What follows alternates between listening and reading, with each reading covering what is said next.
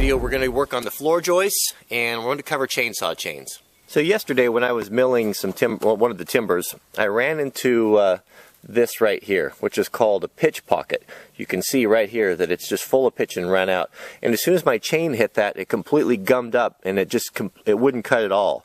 So I'm going to show you how to take care of that, how to clean that up if you run into it, and a little bit of the differences between a crosscut chain and a ripping chain. There's two real distinct chains that you need for your chainsaw, depending on the work you're doing. This right here is an Alaskan chainsaw mill used for ripping or cutting slabs of timbers.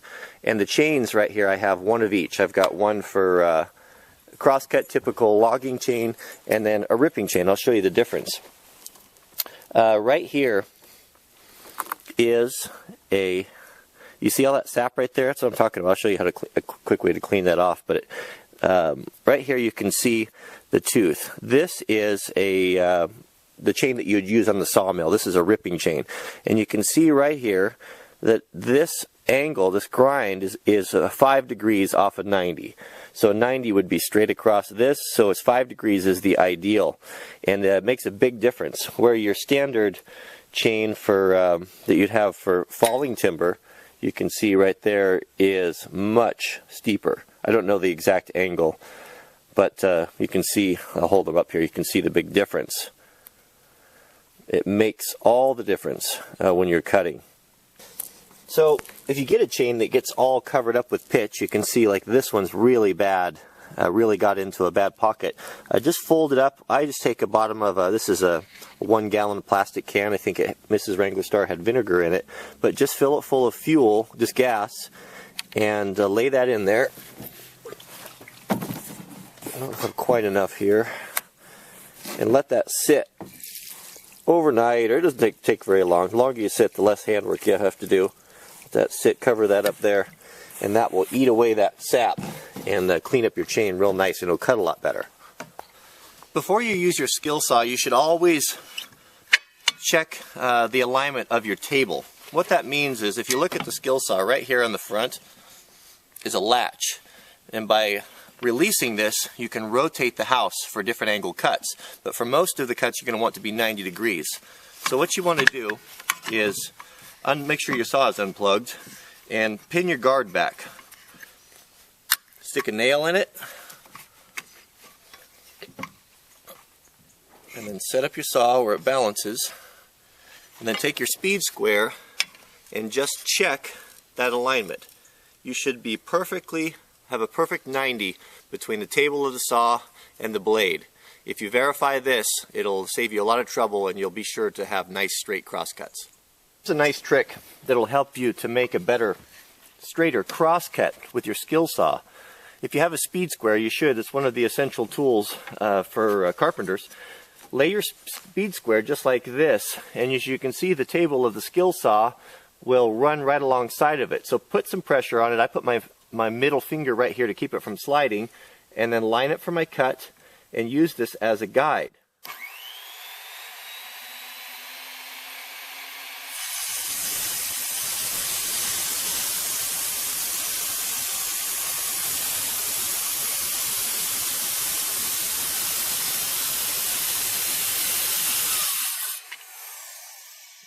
It'll take a little bit of practice, but it'll really help you to improve your crosscuts. It really plays the devil with these timbers. Too much sunlight on them causes them to start to bend and to warp, even these big ones like this. So I've got these two done, one joist and one sill, and let's take them into the shop, set them up on the saw ponies, and get them prepared for fitting.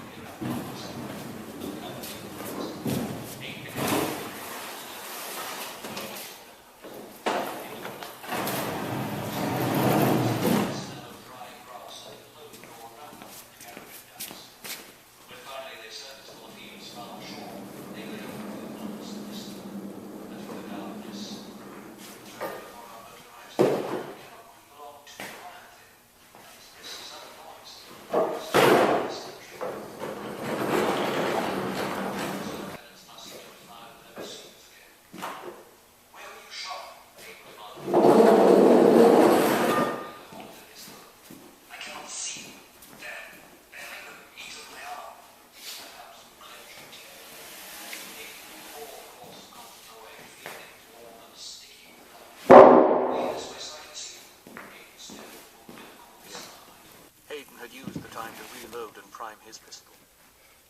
"I think you hit one of them," Hawthorne reported when he reached the landing. "I don't think it likely. The lieutenant near enough."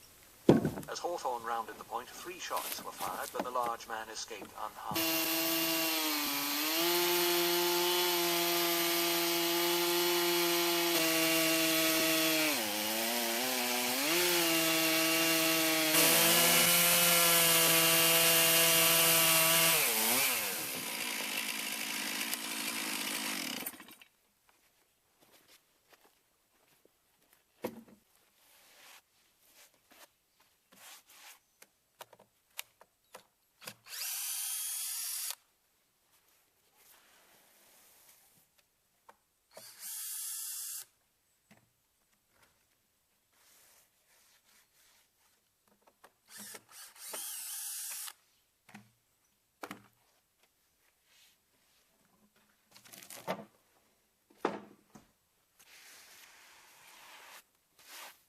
Just finished up floor joist number 2, and there's 5 more to go. It's a total of 7 of these 6x8. So this is we'll cut this to length and square the ends and get to work on the next one. Then squared, we'll go ahead and cut this to length. When I'm choosing which side to cut to length, I'll pick the squarest and the best side without any shake or cracks in it, and I'll start there. I'll cut just a little bit off, just enough to square that, a clean 90, and then I'll pull my measurement off of here and I'll try to cut, like you can see this end here, it's got some shake in it and some cracks. It's just kind of crummy, and this is a foot and a half over the dimension. So let's say this is 13 feet. I need 11.4 out of this, so I'll cut that off and hopefully get out of that crack and have a nice clean edge. And always double or even triple check your measurements, even when you know what they are. I know these are 11'4", but I'll pull this out, I'll measure it twice, I'll come back, verify. This is the piece we're cutting right here. This is our sill board. This is one of our 7 joists, 7 pieces, and we're working on the second one. And just double check it. 11'4", triple check it. I've got so much time invested in this, I just can't make a mistake. So now I'm confident that we're right, and we'll lay it out, or mark it out and square the edges. I've had some of you guys ask me what happened to the big saw. If you've one of my older subscribers, you saw that big beam saw that I had, and I still have it. It had a steel blade on it. There's 2 types of skill saw blades. There's just a regular steel blade, which are often the blade that comes with the saw. It's a real cheap blade. And then there's a carbide blade. Carbide blades are much better. They cut better, last longer, much harder. So that particular saw belongs to a friend of mine, and he's just letting me use it. And it has a steel blade on it, and the blade has not been taken very well. Nobody's taken very good care of it, and it's warped. And and also the table on the saw. The saw has been pretty beat up. It won't cut straight. That's why I don't use it. A combination of a dull bent blade and a bent housing, and it's just not a great saw. So that's why I lay this out and cut this with my skill saw. I'll cut on all 4 sides, and then I'll finish off just a small section in the middle with the hand saw. I think one of the most difficult things in this timber framing has been to cut straight edges. I mean, really perfect 90-degree edges on these timbers. I have struggled with that more than the notching or anything else. And I'm getting a lot better at it, and I just taking my time, and I'm getting and when you haven't used a tool for a long time, I haven't used a skill saw for years, it just takes a while to get back into the flow of things, and I feel like I'm getting back up to speed now. So we'll cut this on 4 sides, and I'll show you. We'll see how it turns out, see how good we can do.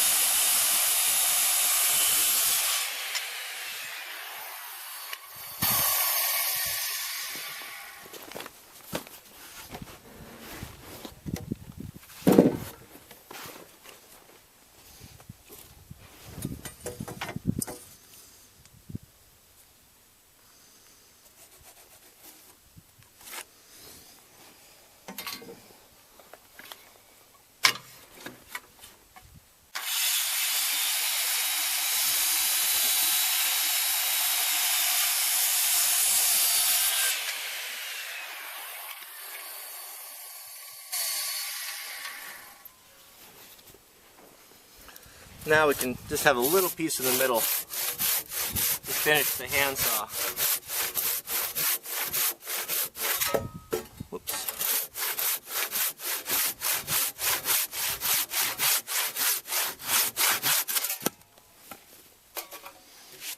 You know, that's pretty good. I can live with that. You can see just a little bit of an edge there. It's hard to get all those 4 cuts all to come out in the same place, but that's not a problem. I can work with that. I can sand that down a little bit. But there's joist number 2. Let's talk about crowning for just a minute. What a crown is pretty much any piece of timber or board you're going to buy at the lumber yard, or you're going to make.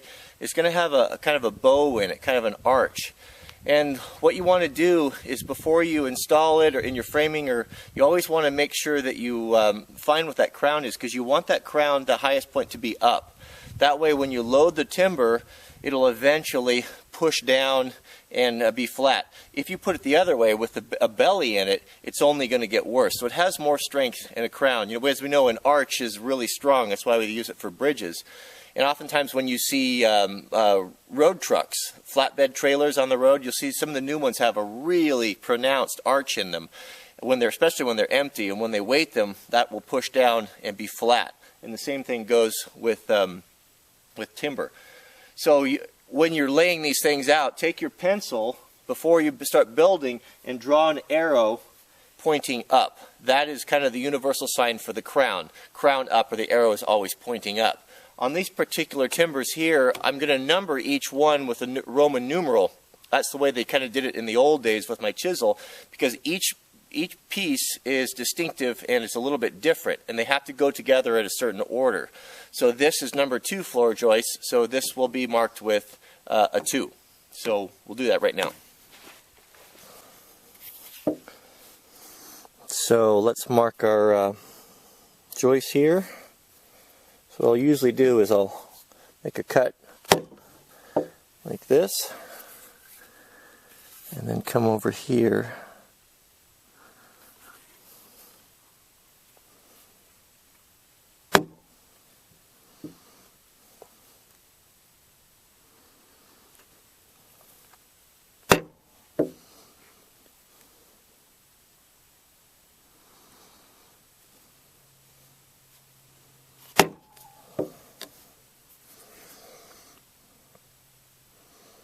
So we're going for a number 2 here. For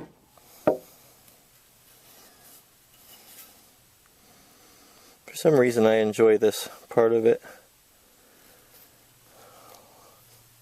I try to remember, you know, I'm not always the best at this, but one of my favorite Bible verses is do all things to the glory of God.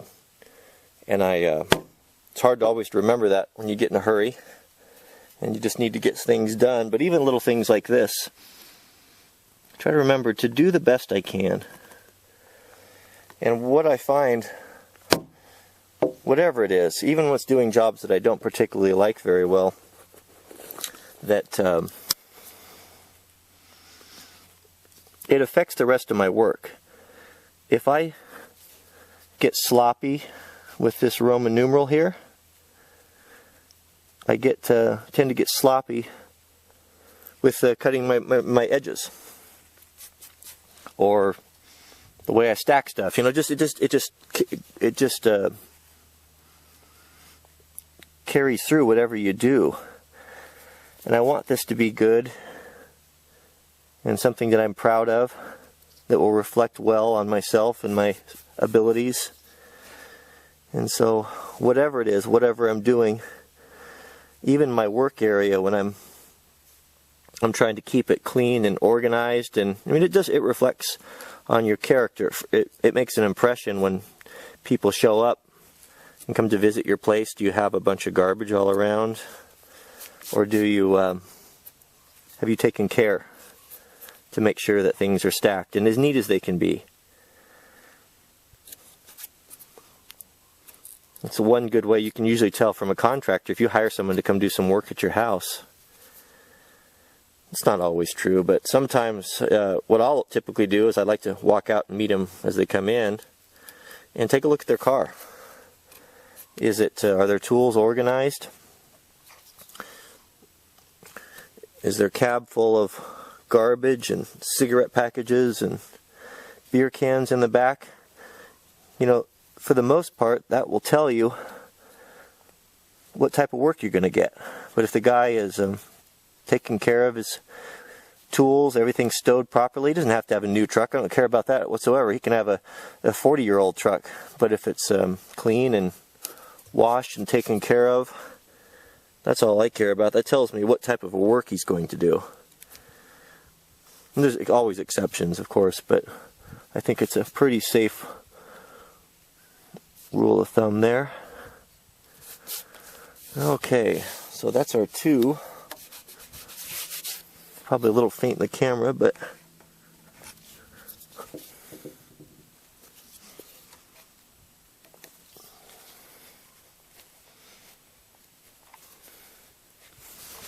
see if I can get a little dirt rub in there.